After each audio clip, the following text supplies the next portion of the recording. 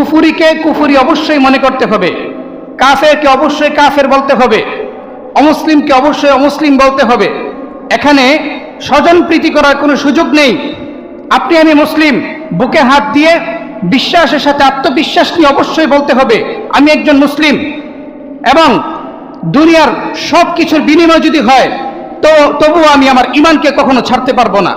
আমার জানমাল, বিবি বাল বাচ্চা, পিতামাতা সব কিছু যদি আমার কাছ থেকে কেড়ে নেওয়া হয় তবুও আমি আমার ইমানকে ছাড়বো না।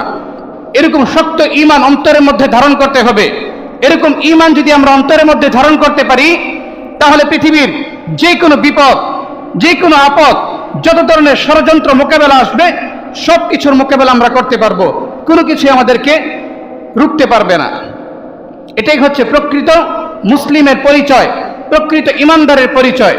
প্রকৃত ইমানদার যে, খাঁটি মুসলিম যে, সে কখনো আল্লাহ তাআলা বিধান নিয়ে সে কখনো ভয় পাবে না। আল্লাহ তাআলা যে কোনো বিধান সামনে চলে আসবে সে সেটাকে সমাদরে, সুন্দরভাবে, সহজভাবে সে এটাকে গ্রহণ করবে। এটাই হচ্ছে প্রকৃত মুসলিমের পরিচয়। আর যদি নিজের অস্তিত্বকে টিকিয়ে রাখার জন্য স্বজনপ্রীতি করে আশপাশের অন্যান্য ভিন্ন ধর্মাবলম্বীদের সাথে লিয়াজু করে চলার চেষ্টা করে তাহলে আল্লাহ তাআলা দুনিয়াতে তাকে ঠিক এভাবেই চালাবেন এবং মৃত্যুর সময় সে ঈমান হারা হয়ে, বেঈমান হয়ে দুনিয়া থেকে যাওয়া লাগবে, তাছাড়া ভিন্ন কোনো পথ খোলা নেই।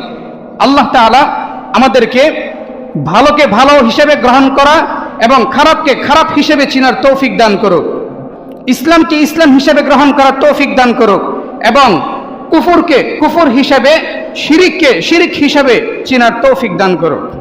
সবাই জোরে বলে আমিন। আমরা মুসলিম হিসেবে কি আমরা গর্বিত না? যদি জন্মের পর থেকে নিয়ে একদম মৃত্যু পর্যন্ত যদি আমরা সেজদায় পড়ে আল্লাহ তাআলার কাছে শুকরিয়া আদায় করি, শেষ হবে শুকরিয়া? শেষ হবে? আল্লাহ তাআলা শুকরিয়া দেয় শেষ হবে না। কত বড় নিয়ামত আল্লাহ তাআলা আমাদেরকে দান করেছেন। 1400 বছর পূর্বে যখন নবী করিম সাল্লাল্লাহু আলাইহি ওয়াসাল্লাম আইয়ামে জাহিলিয়াতের যুগে ইসলাম ধর্ম নিয়ে এসেছিলেন, তখন আবু বকর, ওমর, উসমান, আলী তাদের জন্য ইসলাম ধর্ম গ্রহণ করাটা কতটা কঠিন ছিল। একটু চিন্তা করে দেখেন, অনেক ভয়ঙ্কর অবস্থা ছিল তাদের জন্য।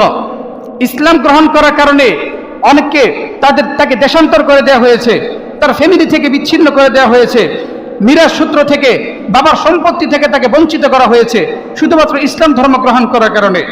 সাইয়েদনা হযরত বেলাল হাবশী রাদিয়াল্লাহু তাআলা আনহু, তাকে উত্তপ্ত মরুভূমির মধ্যে বালুর উপর শুইয়ে রাখা হয়েছে এবং বড় বড় পাথর তার বুকের মধ্যে চাপা দেওয়া হয়েছিল।